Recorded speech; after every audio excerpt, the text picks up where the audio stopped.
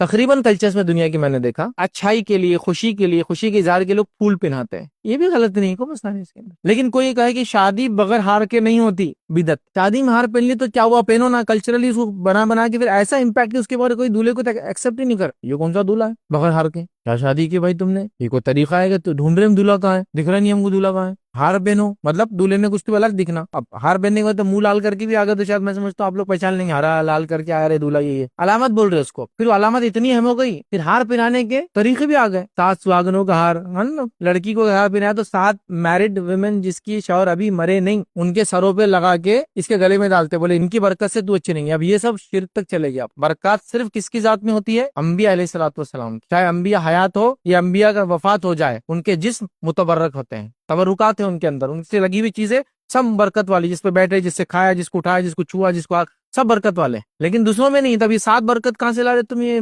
सुहागनों की? तो अब ये हार क्या हो गया? पहले निकला कल्चर, फिर निकला खुराफात, फिर आया बिदत, अब आया अकीदे से खेल रहा आपके। फिर हार के अंदर वो 1 रुपए का सिक्का, 8 आने का सिक्का बंधा हुआ ऊपर। अब देखिए आप शुरू हो रहे एक से एक बिदात, हारों की बिदत। उसके बाद फिर वो शादी होगी तो वो शहरे को क्या करना मालूम आपको? फेंक नहीं सकते उसका। शादी के बाद सूखने तक लटकाना पड़ता उसको। फिर जब सूख गया तो क्या होता?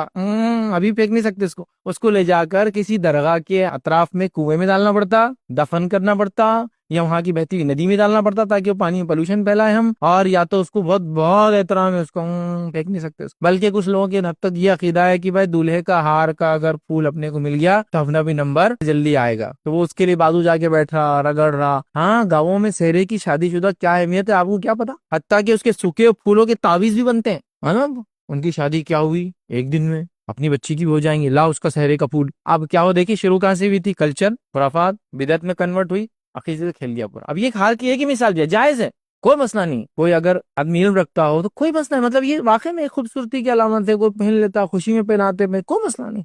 औरतें कभी बालों में लगाती उन्हीं हारों को, उसको गजरा बोलते, छोटा होता, लेकिन बात हुई ना फूल पुराए हुए, पुरानी घरों के ऊपर लगाना ताकि खुशबू आए, अच्छी बात नहीं। कोई कहे लाल फूल अगर लगाए तो ये फायदा होता, पीले फूल जैसा आपने किसी दूल्हे के उसमें गेंदे के फूल देखे? दूल्हे के सहरे में गेंदे के फूल मैयत किस पे लटकाते? Non Muslim. तो अपने पास शादी में नहीं पहनाते उसके। कौन कौन से फूल रहते हैं? लाल फूल, उसके बाद सफेद फूल, वो जो भी किस्म के हो, और अभी नया आ गया कोतमीर, पुदीना। भैया पुदीने के यार ये सब चालू हो गया। हो सकता है बाद में लूसन, कड़वा जो बकरियों खिलाते या सूखा वो पहनेंगे लोग, ठीक है, अच्छा है ना। मतलब मतलब क्या करेंगे, क्या चल रहा लेंगे। तो देखिए एक हार था, जायज था। तो जब तक आप ये कह रहे हैं ना रसूमात को हम कल्चर समझ रहे हैं, ये कल्चर आप ज्यादा दिन नहीं समझेंगे, प्रॉब्लम यहाँ होता है। तो बेस्ट पार्ट क्या है मालूम आपको? एक तजुर्बेकार आदमी की बात बताता हूँ, जिसने देखा हुआ है उसके घर में किराएदार ने आके कैसे कब्जा किया। वो अगली बार वो खतरे कभी नहीं लेता कि किराएदार को बैठने का मौका दे। समझ लो आप, बिदात ऐसी आती है, खुराफात ऐसी आते हैं, बस छोटा फिर वो पहाड़ बन जाते हैं।